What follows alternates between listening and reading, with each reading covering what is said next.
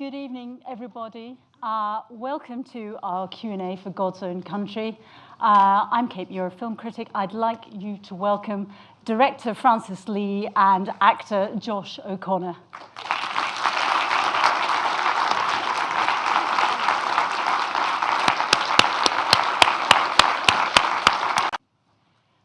Good evening, everybody.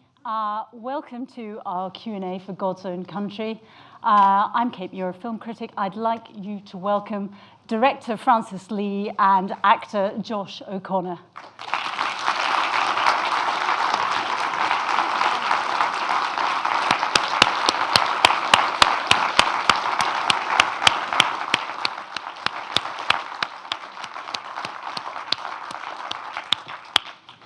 Now, I think you'll probably all be feeling what I felt the first two times I saw this film, which is you felt it came out of the blood and the guts and the soil, and it also seems to have come out of your kind of guts. Tell us how, it's just very, very strong, and how you decided to make this and when it came to you. Thank you. Thank you, everyone, for staying. It's really nice to see you. So, yes, so I grew up on the hillside very close to where this film was shot, and my dad is still a sheep farmer on that hillside, and it was the landscape, really, that I wanted to explore, and the people who live and work there. And I think that I'd never really seen the world in which I was from depicted on screen in a way in which I saw it. It wasn't James Herriot, was it? No.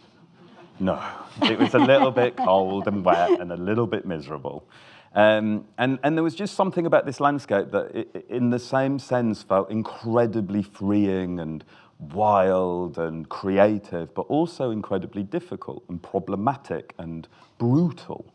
And so that was the inspiration, really, for the story. And then I was thinking about this character, Johnny, and then everything kind of came around him.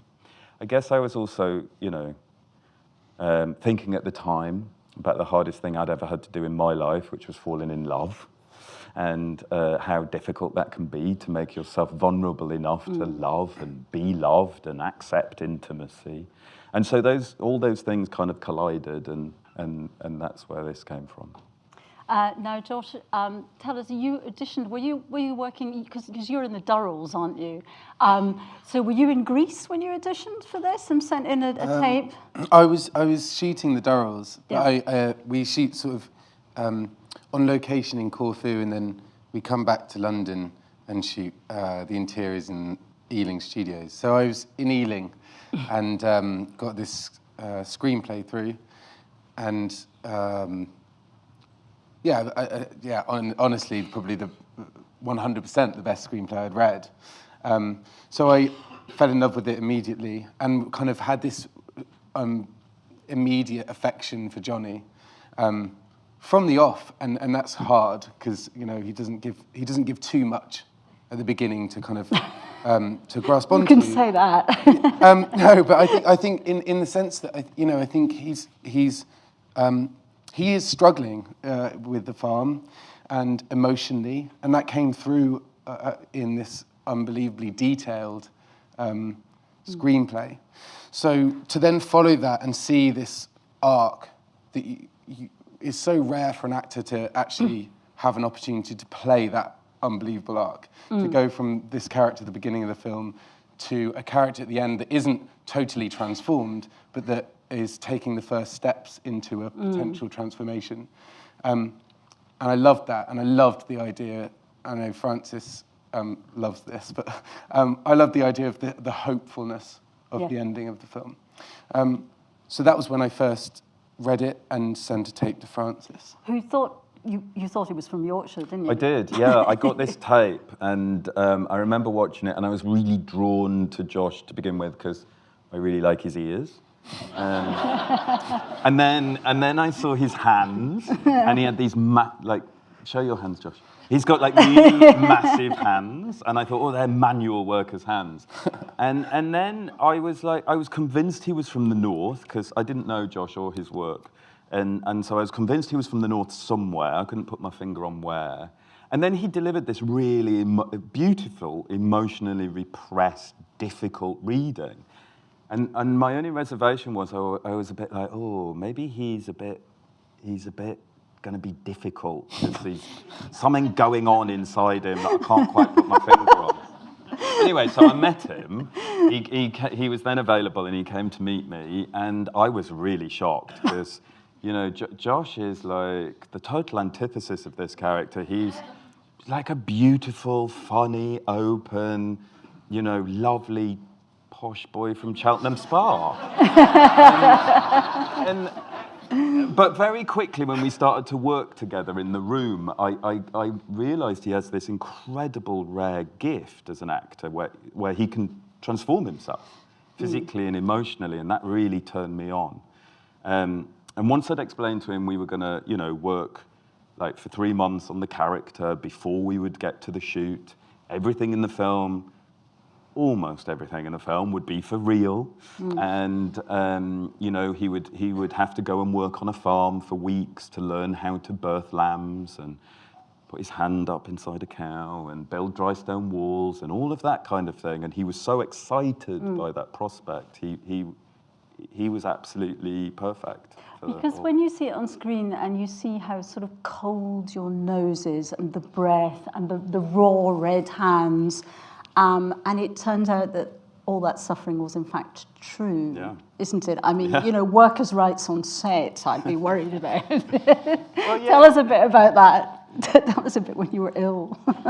I mean, you know, it was hard. It was hard work, but it's kind of strange because it always felt so safe. Like Francis had created this environment on set that felt supportive. And understanding, and you know, if you were finding it genuinely difficult, you know, I mean, if I was to go to Francis and say I'm a bit cold, you know, he'd say get over it. But I mean, if you were finding something difficult, then you always knew that Francis was there. So it never felt like we were throwing ourselves off a precipice. You know, it felt safe, which is possibly why, you know, Alec and I and Gemma and Ian felt able to kind of go so far with those performances.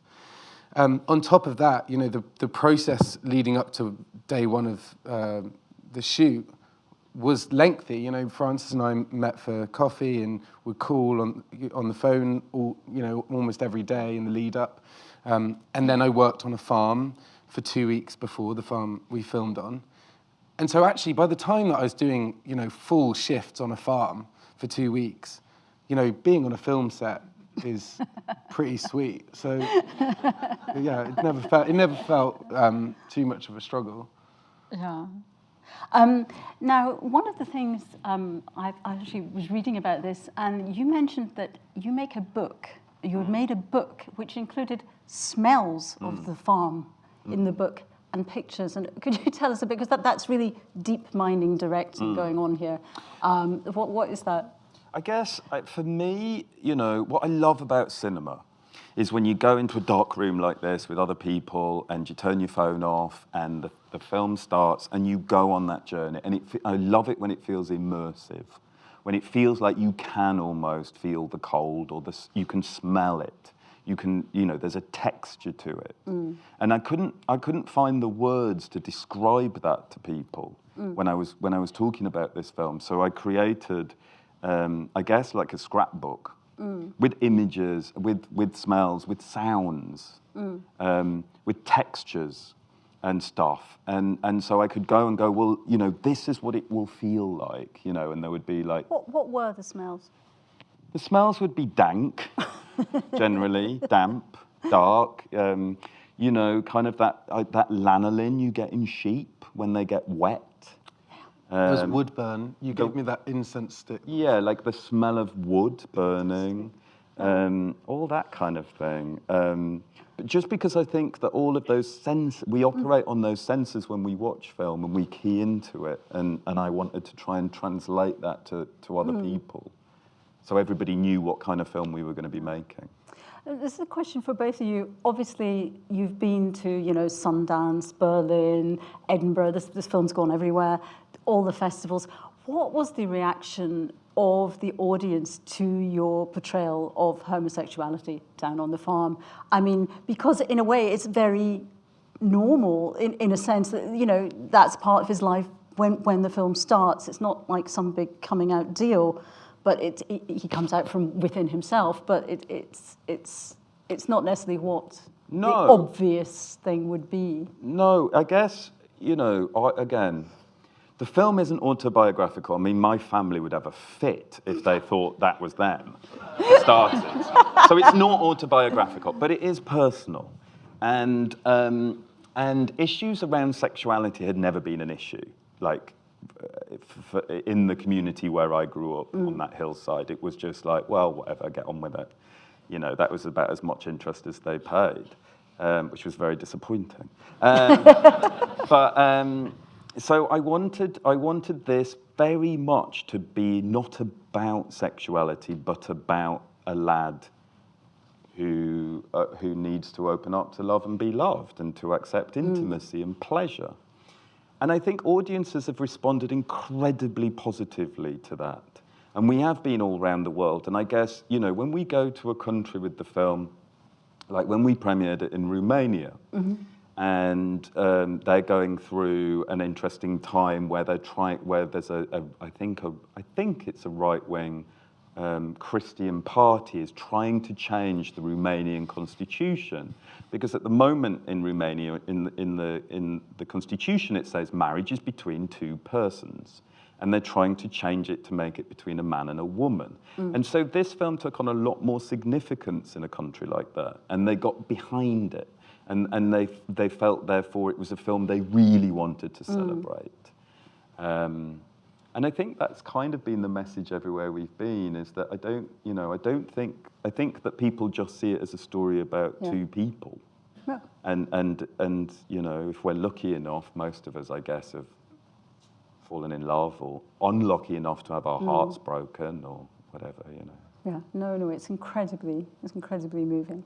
Now, the other thing about this film is it landed, obviously, as you know, I think on the virtual morning of Brexit, you were watching the edit, and everything about immigrant workers and all its stories suddenly became sort of just disturbingly real. And what did you feel about that? I mean, is that just because you'd felt that in the air? You'd met someone who was in...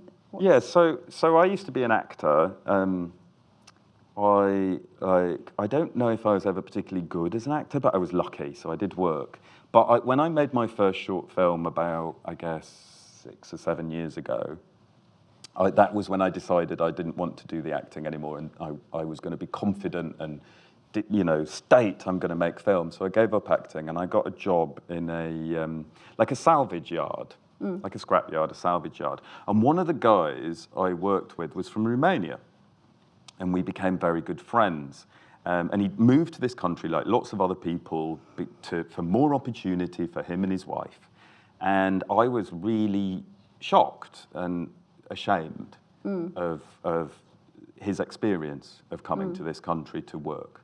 But I was amazed at the way in which he dealt with it and the positivity in which he dealt with it. And so that was the starting point, really, for Georgi, was to address this issue of migration, but from a very personal, emotional level, not as a big political thing. And when I wrote the film, I don't even think a referendum had been mooted. And I hadn't really thought about it. And then we went in, me and the editor, Chris Wyatt, went in to watch the cut of the film, pretty much what you guys have seen tonight. On the morning the referendum result was announced, and we sat in silence and watched the cut, and then we sat in silence a bit more, and we turned to each other and said, I think we've made a period piece. And there were lots of moments in it that seemed to take on different significance, but we didn't re-edit it because of the referendum. That's just how it was.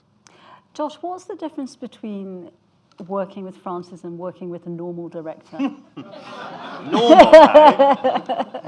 Well, no, but it's interesting. With isn't it? other How did he affect? I mean, I know you said you felt comfortable, but how did he affect your performance? I mean, he's an actor, you know. I think that's Tell me a bit about that. a really helpful part of it. I think it sounds like a really simple thing, but the idea of working with directors who have a deep respect and understanding for directors who have deep respect and understanding for actors is I'm not sure how regular and frequent that is actually, and I think Francis gives so much time to process that inevitably you feel like you're collaborating, and so you take ownership of what you're doing. And it sounds really simple, but actually it means that, you know, when I got up to Yorkshire, you know, you talk about Francis' sensory book. I mean, by the end of the shoot, I had my own book of senses and pictures and things that I kind of pulled together. It's my Johnny book, and it's such a kind of amazing and rare experience to have this collaboration where you have a script that I don't think changed from when I read it to when we started shooting, that was so detailed, so visual, so sensory, and then a director who was like, despite the fact that this is what we're going to make, go and create this character, like let's do it together. That's an amazing thing, and I think a really rare thing. So I'd say from a director's point of view, there's that. There's also the fact that it's very rare that you kind of end up being very good friends with a director, and that's happened. But it's, I mean, everyone's different, and you know, you cherish kind of any director and their way and their process, and your job is to adapt and work in the way that best serves the project you're working on. But certainly this is a pleasurable one. So. Yeah. Now, there's certain questions you can do for a BAFTA audience that you don't do for your local cinema audience. And you told me some absolutely fascinating things about the sound design, which, as a critic, I didn't spot whatsoever. That you'd taken the whole sound off the film, and every single bit of birdsong and every single bit of wind. There's a special bit of wind that accompanies Georgi. He has his own sound, like Peter and the Wolf. And you should have been paying attention to know that when he comes on, a specific wind noise occurs that's different from the other wind noises. And I just thought, that's fantastic detail. So explain a little bit about the wind noises and the bird noises, because I loved that. Yeah, so I am very obsessed by sound. And sound to me communicates as much as the visuals, and sometimes more. I find it very emotive, and I have very sensitive hearing. And so I want, like showing the world visually, this world visually how I see it, I also wanted to hear it how I hear it.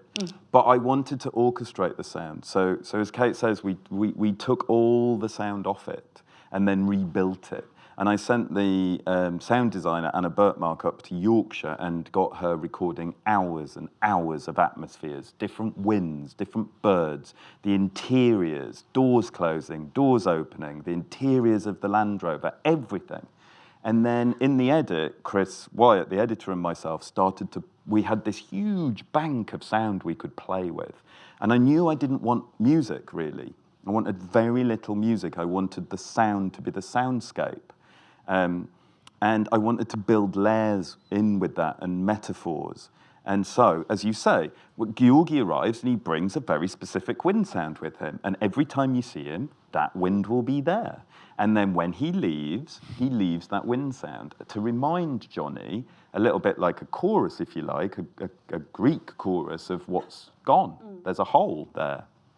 Same with the birds. You know, the birds are very specifically chosen, and the time when you hear them is very specifically plotted. Because the curlew, you Yes. were saying. So the first time you hear a curlew, I think, if I remember, is the first time the boys touch after Johnny's hurt his hand. And you hear a curlew. Now, for me, a curlew is not only a native bird of that moor, but also it's like a harbinger of spring, of renewal, new hope, transformation. And you hear it when the boys get together. Swallows you hear when the boys are having a lovely moment in bed together, because, you know, swallows, they migrate, they come back to the UK in spring again. They mate for life. There are all these little metaphors that all these birds and little sounds and everything added for me, for the layers and textures and feeling. That's wonderful. Now, I'm sure you have many questions. We've got, I think, 2 microphones, have we? Yes, on either side. So if you would like to raise your hands and ask anything. Ooh. Or just spontaneously rise and... Well, I will ask another question while you consider your questions, which is, tell me a bit about the cinematography, because one of the things that happens here is you are very sparing of those wide, beautiful views of, you know, your hills. You're quite mean about that. You're really tight on the boys' faces. Yeah, so I worked with Joshua James Richards, who's this incredible, driven artist, cinematographer. And we, again, worked for 3 or 4 months before the shoot, and we started off with a massive range of paintings and photographs and images. And we would talk all the time and condense these images down, honing what we wanted this film to look like. And really what we wanted to do was see the effect the landscape had on the characters rather than the landscape, because that's how I'd experienced it growing up there. You know, we didn't go for walks. You didn't go outside if you didn't have to, because it was cold and wet and miserable, and you wouldn't go out and look at a view and consume a view in that sense. You would have your head down and your hood up and your hands in your pockets. So we wanted to go through this journey with Johnny, and we wanted the character very close.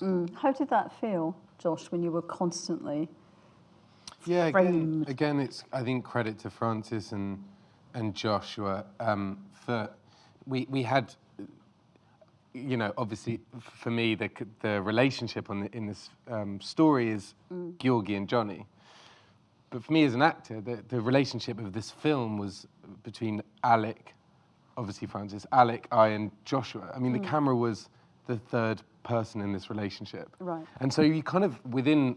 You're filming some very difficult scenes together as well. Yeah, but it was strange. Again, it's credit to everyone for making an environment where that didn't feel odd, didn't feel uncomfortable. It was a presence, but it was part of the environment. It was part of the world that we were kind of living. And again, that's down to how much work we put into our characters. That by the time we stepped on set, the fact that there's, you know, trucks going past, bringing in equipment or whatever it was, we were focused, and it was all about focus and all about remaining in character, remaining focused on our journey and what scene was going where, and so it just felt part of this this story, really. It was really important when I was looking at the key crew members, particularly the cinematographer, because of the idea that the boys were going to have to do some stuff that could have been very uncomfortable, of getting somebody who was not just a brilliant cinematographer and got the film, but also a lovely human being, so he could form a bond with the boys, and he could be part, as Josh says, part of the team and support that, rather than being, you know, distant or for them to feel uncomfortable with his presence. Yeah, that's very sensible. Now, the questions are boiling up. Okay, down round the bottom here, just whoever's first. That's great. Just gentleman on the end. Hi. The actor who played, sorry if I'm mispronouncing this, Georgie, was very charismatic, and you know, when he slammed the guy's head into the bar, it just seemed utterly natural, you know, kind of almost a John Wayne moment or something. And I mean, I know that's a sort of cheap shot, but he was very charismatic. I just wondered how you found him. Does he live over here, or did you have to look at a lot of tapes, or Just curious. I know it's an idle question, but I thought he was very good. You were very good too, by the way. Oh, thank you. Yeah, so that's Alex Sikareanu plays Georgi, and Josh is laughing because I always pronounce his name wrong. That was right. Oh, yay! Always puts emphasis on it. We cast him in Bucharest in Romania, so worked with a brilliant casting director there who sent over loads of self-tapes of boys. Alec instantly kind of stood out because Georgi's actually an incredibly difficult part to pull off. You know, it's very subtle what he does. And to get that balance right of that openness and that emotion and that generosity, but not being a pushover and not being a walkover was very difficult. And Alec's such an intelligent, focused actor. It just kind of came straight out of the tape. But he had a really terrible haircut. He had like he had this really long bit of hair down here and this shaved. So I was a bit confused. Anyway, but I loved his reading. And then I went to Bucharest and met maybe 20 actors there, and Alec being one. And luckily he'd had his haircut. And again, I started to work with him, and he's a transformative actor. He's very different to the character. But he understood him, and he understood how to have this inner, I guess, maternal instinct, this caring without looking soft or wet. He was always my favourite. And then we cast Josh. But I knew this film would live or die by that central relationship. So I flew him over to the UK and we did a chemistry test with Josh and Alec. And they hit it off brilliantly. But I knew that actors are very clever and they pretend to get on when they want to get the job. So I sent them off for a cup of tea and I hid around the corner and watched them. And they still got on, so I knew it was okay. Another question.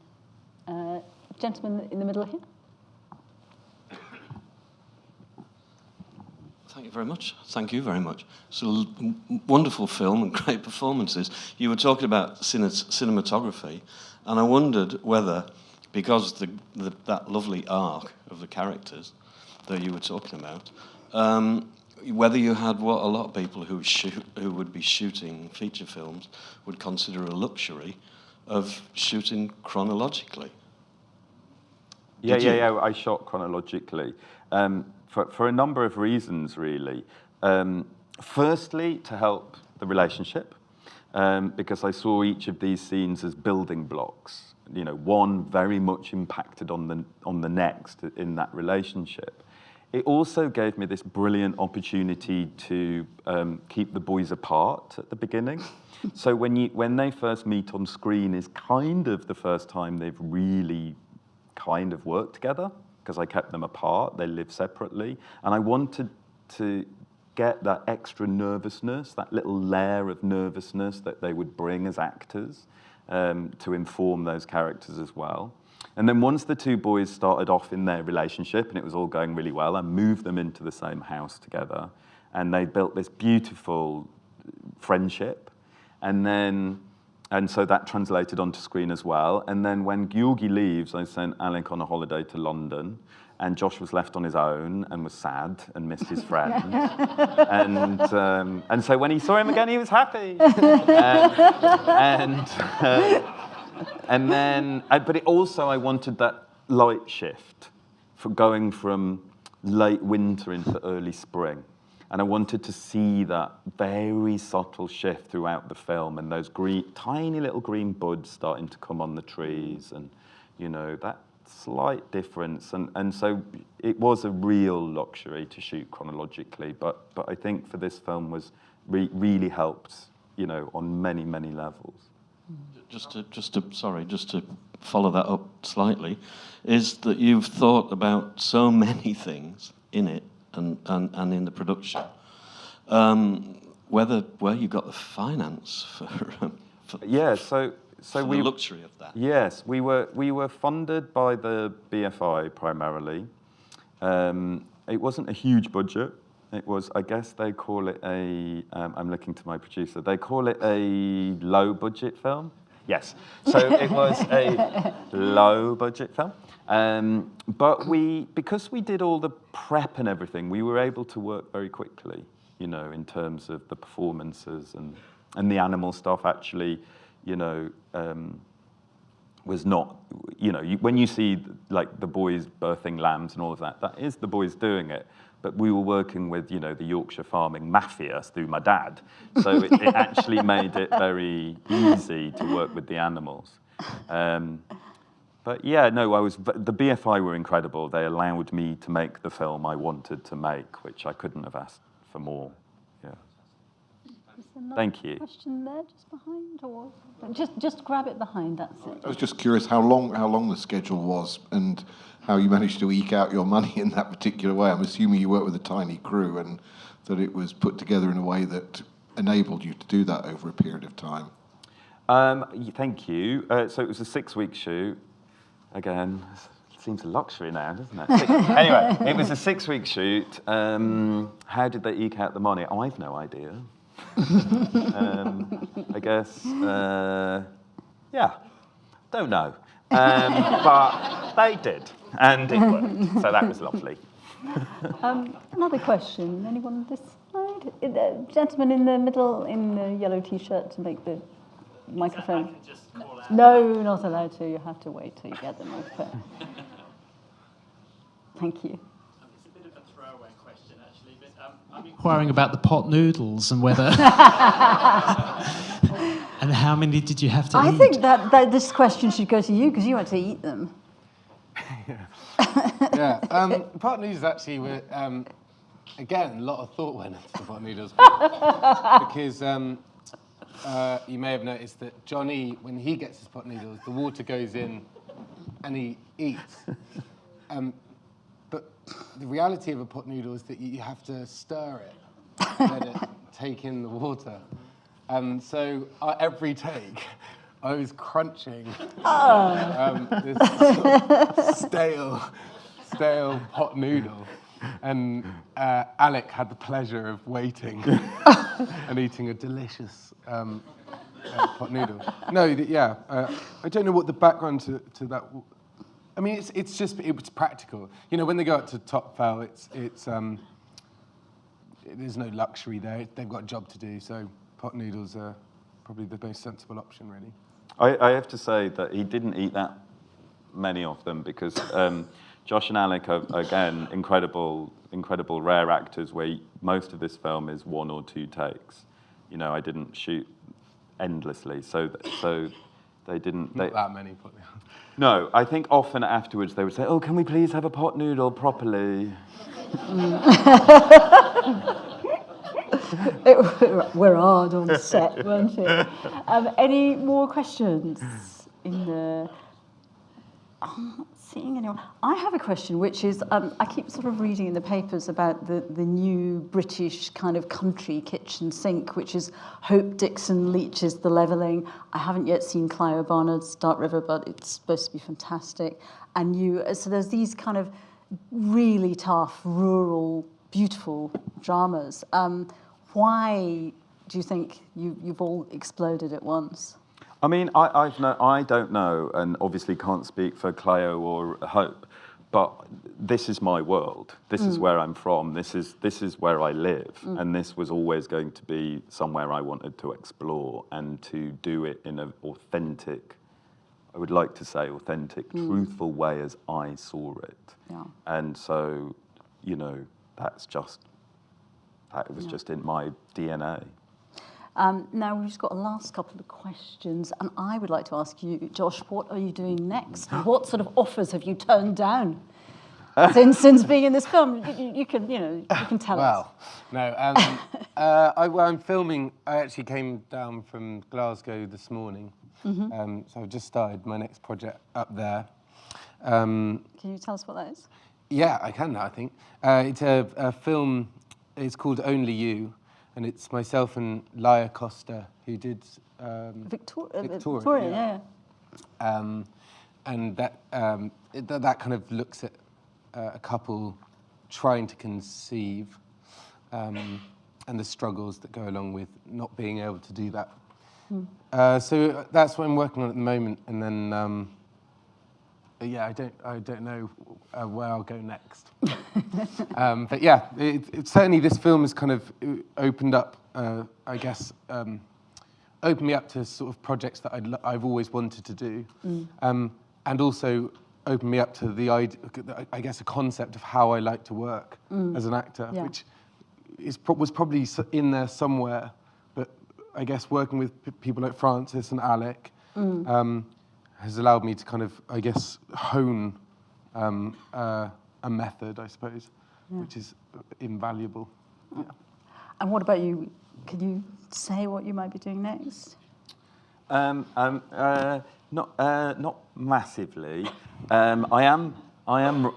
It is going to be something I've written, and it is going to be set in the UK. I imagine it'll be thorough. It will probably be quite thorough, but it's period. Wow. Yes, Okay. and it's about.